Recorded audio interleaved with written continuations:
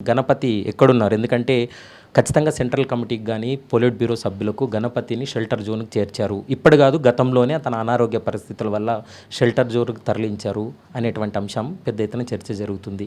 ప్రస్తుతం గణపతి అంశానికి సంబంధించి తెలంగాణ పోలీసుల ముందు సరెండర్ చేయడానికి మీ ప్రయత్నాలు ఏమన్నా సాగుతున్నాయా? అంటే ఇప్పుడు ఆయన గణపతి ఎక్కడున్నాడు, షెల్టర్ జోన్‌లో ఉన్నాడా, లోపల ఉన్నాడా, బయట ఉన్నాడా అనేటువంటిది మాకు తెలవకూడదని మేమే నిర్ణయించుకున్న అంశం. మేమే నిర్ణయించుకున్నది ఏందనంటే గణపతికి సంబంధించిన రక్షణ చర్యలు చేపట్టాలి, ఆయన రక్షించుకునేటువంటి చర్యలు చేపట్టాలని నిర్ణయం తీసుకున్నాం.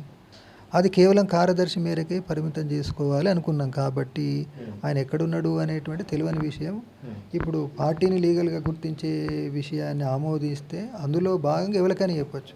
అది రానప్పుడు మేము చెప్పడం అనేటువంటిది మాకు నైతిక అర్హత లేకుండా పోతుంది. అట్లా సార్ ఫైనల్‌గా సార్ సెక్రటేరియట్‌లో మీరు సీఎం తోటి చర్చ జరిగినటువంటి సమయంలో మీ డిమాండ్స్‌ని అందులో పెట్టడం జరిగిందా? లేకుంటే కాంగ్రెస్ పార్టీకి సంబంధించి ఏమన్నా మీరు జాయిన్ అవుతారని, లేకుంటే పార్టీలోకి ఆహ్వానిస్తున్నారు సీఎం అనేటువంటి చర్చ కూడా జరిగింది కదా! మీరు ఆ రోజు జరిగినటువంటి ప్రధాన చర్చ ఏంటి? అదే మీకు మా ప్రధాన డిమాండ్ అయిన ముందు ఉంచింది ఏంటంటే, ఒకటి మా పార్టీ మీద నిషేధం ఎత్తేయాలి, మా పార్టీని లీగల్ పార్టీగా గుర్తించాలి.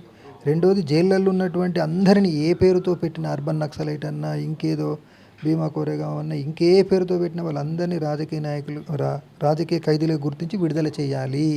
ఇవి రెండు మా ముఖ్యమైన డిమాండ్స్ని వాళ్ళ ముందు ఉంచినాం.